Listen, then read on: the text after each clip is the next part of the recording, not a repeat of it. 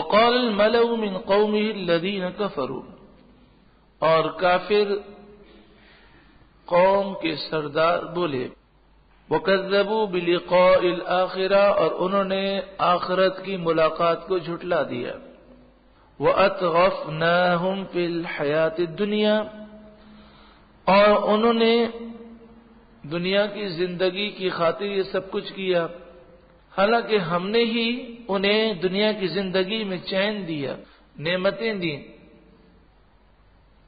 وہ کافر کہ جنہوں نے آخرت کو جھٹلایا باوجود اس کے کہ اللہ نے بڑی نعمتیں دی، وہ بولے ما ھذا الا بشر مثلکم، یہ تو تمہارے جیسا بشر ہے۔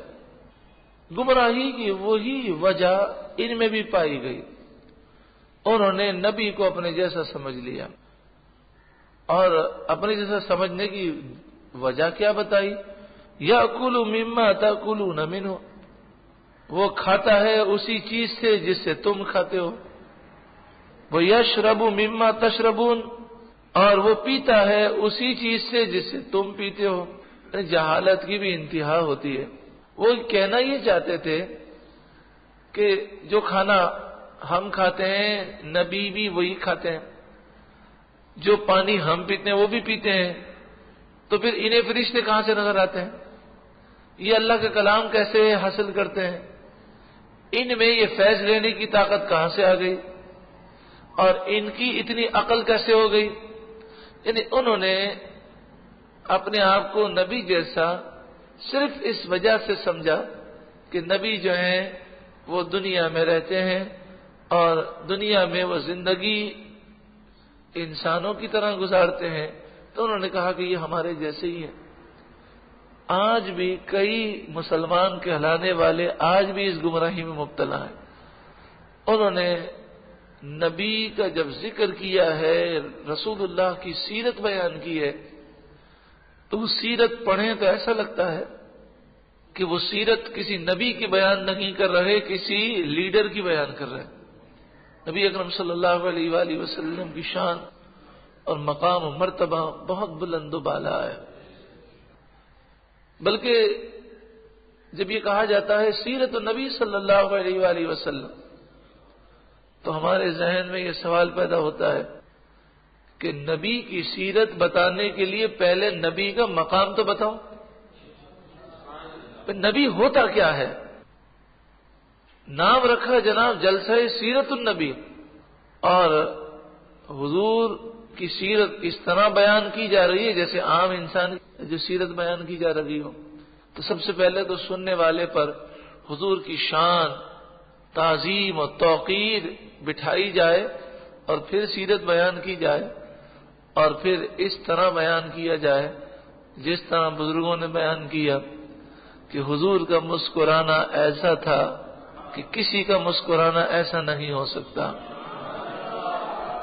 تو کافر تو یہ کہتے تھے کہ یہ ہمارے جیسے ہیں، لیکن عاشق یہ کہتے ہیں کہ نبی کا مسکرانا بھی ہمارے جیسا نہیں، نبی کا دیکھنا بھی ہمارے جیسا نہیں، نبی کا سننا بھی ہمارے جیسا نہیں۔ اور حدیث ہے، نبی اکرم صلی اللہ علیہ وآلہ وسلم نے فرمایا کہ میں وہ دیکھتا ہوں جو تم نہیں دیکھتے، اور میں وہ سنتا ہوں جو تم نہیں سنتے۔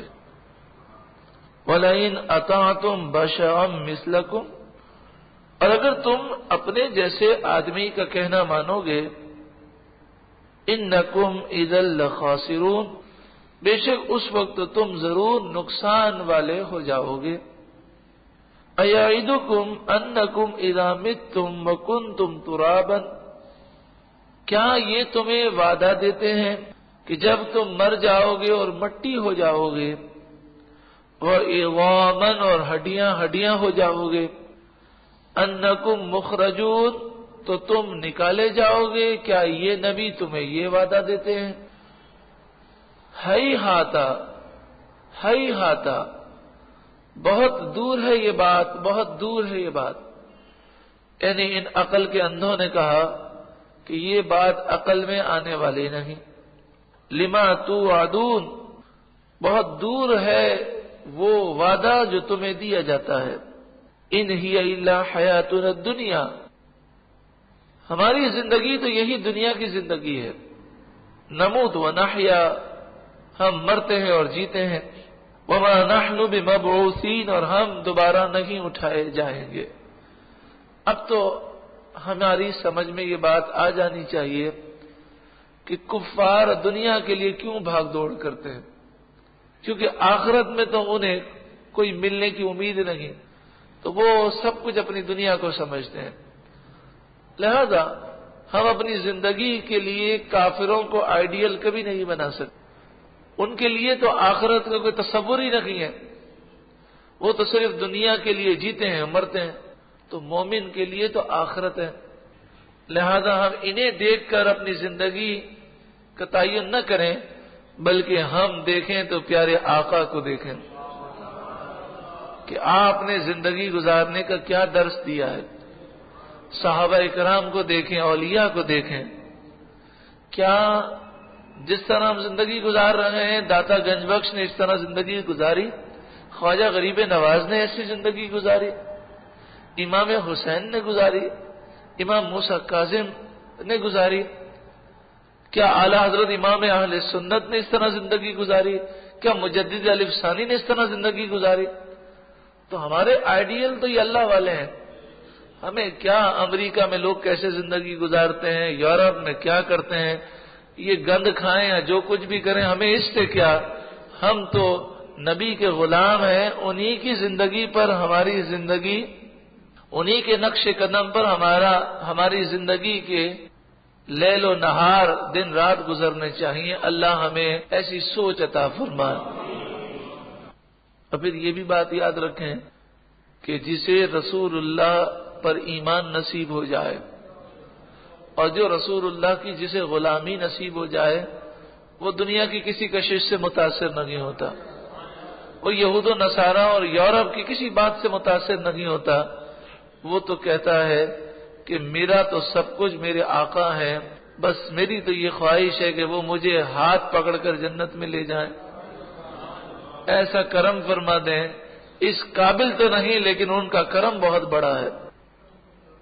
ان ہوا الا رجل افترى علی اللہ کذبا، وہ کافر بولے یہ تو ایک ایسا مرد ہے جو اللہ پر جھوٹ باندھتا ہے۔ وما نحن له بمؤمنین، ہم اس پر ایمان نہیں لائیں گے۔ قال رب انصرنی بما کذبون، مفسرین فرماتے ہیں یہ جو جس نبی کا ذکر ہے وہ حضرت صالح علیہ السلام ہے۔ تو حضرت صالح علیہ السلام نے رب کی بارگاہ میں دعا کی، اے میرے رب تو میری مدد فرما، ان لوگوں نے تو مجھے جھٹلا دیا۔ قال عما قلیل لیصبحن نادمین، اللہ تعالیٰ نے فرمایا بہت تھوڑا سا وقت باقی ہے، ان قریب یہ ضرور بضرور شرمندہ ہو جائیں گے اپنے کیے پر، اللہ کا عذاب آنے والا ہے۔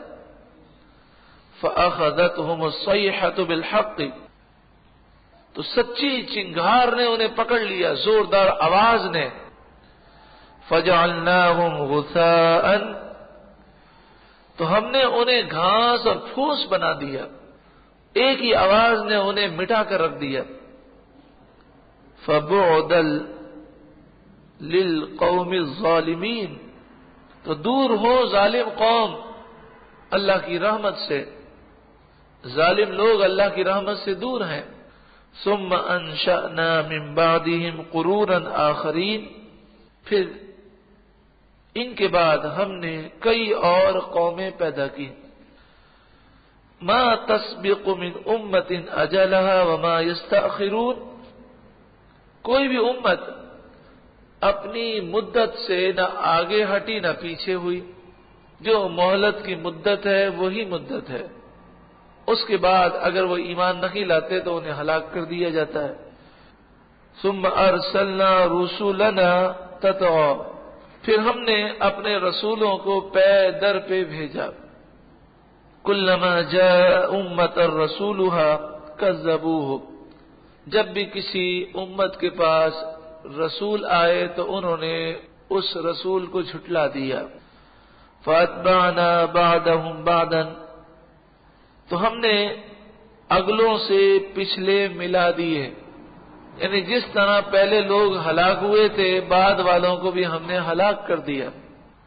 وَجَعَلْنَاهُمْ أَحَادِيثًا، اور ہم نے انہیں کہانیاں بنا دیا. اب ان کا ذکر صرف کہانیوں میں ہے، ان کے وجود کو ہم نے مٹا دیا. فَبُعْدًا لِقَوْمٍ لَا يُؤْمِنُونَ، تو وہ لوگ جو ایمان نہیں لاتے وہ اللہ کی رحمت سے دور ہوئے. ثُمَّ أَرْسَلْنَا مُوسَىٰ وَأَخَاهُ هَارُونَ بِآيَاتِنَا، پھر ہم نے موسیٰ علیہ السلام اور ان کے بھائی ہارون کو ہماری نشانیوں کے ساتھ بھیجا. وَسُلْطَانٍ مُبِينٍ، اور واضح غلبے کے ساتھ بھیجا. إِلَىٰ فِرْعَوْنَ وَمَلَئِهِ، فرعون کی طرف اور اس کے سرداروں کی طرف. فَاسْتَكْبَرُوا، تو انہوں نے تکبر کیا. وَكَانُوا قَوْمًا عَالِينَ، اور وہ متکبر لوگ تھے، وہ غالب لوگ تھے. بظاہر دنیا میں ان کو غلبہ تھا، دولت بہت تھی، حکومت تھی، تو انہوں نے حق کو تسلیم کرنے سے انکار کر دیا. فقالوا، تو وہ بولے، انؤمن لبشرین مثلنا، کیا ہم ہمارے جیسے دو بشر پر ایمان لے آئیں؟ تمام کافروں میں یہی گمراہی کی وجہ قرآن نے بیان کی کہ انہوں نے نبی کے مقام و مرتبے کو سمجھا نہیں.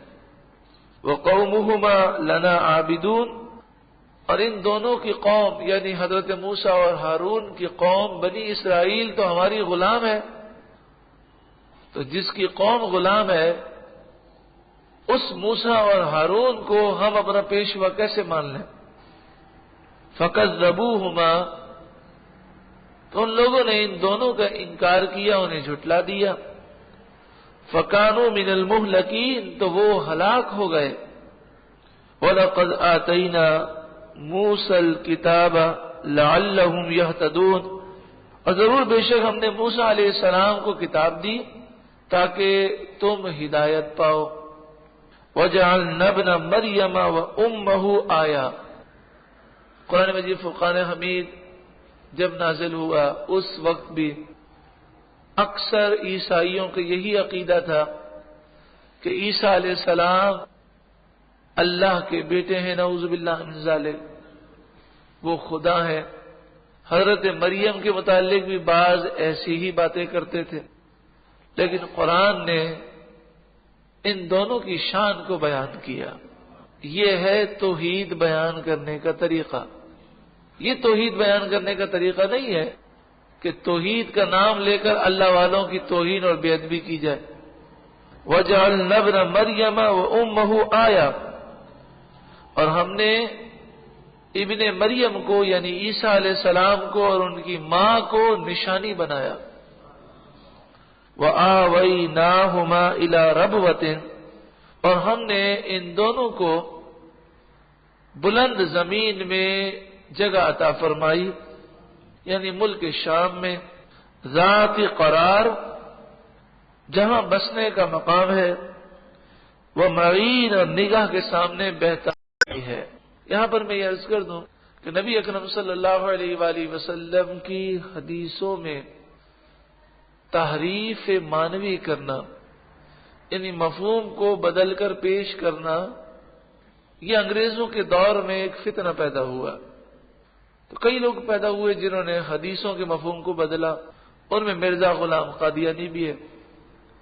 ایک حدیث ہے کہ نبی اکرم صلی اللہ علیہ وآلہ وسلم نے فرمایا، اور یہ حدیث بخاری شریف میں ہے، کہ عیسیٰ بن مریم اتریں گے، نازل ہوں گے قرب قیامت میں.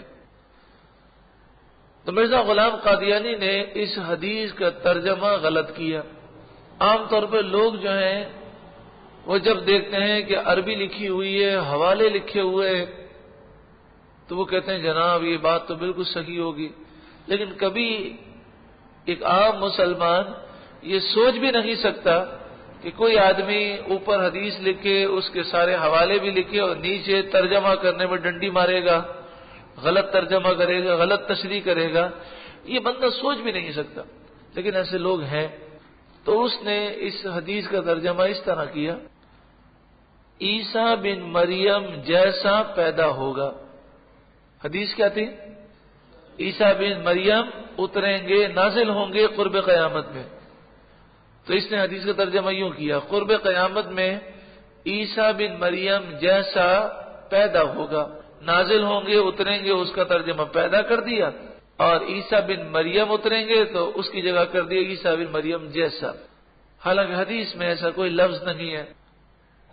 پھر اس کے بعد اس نے کہا کہ میں عیسیٰ بن مریم جیسا ہوں اور میں پیدا ہو گیا.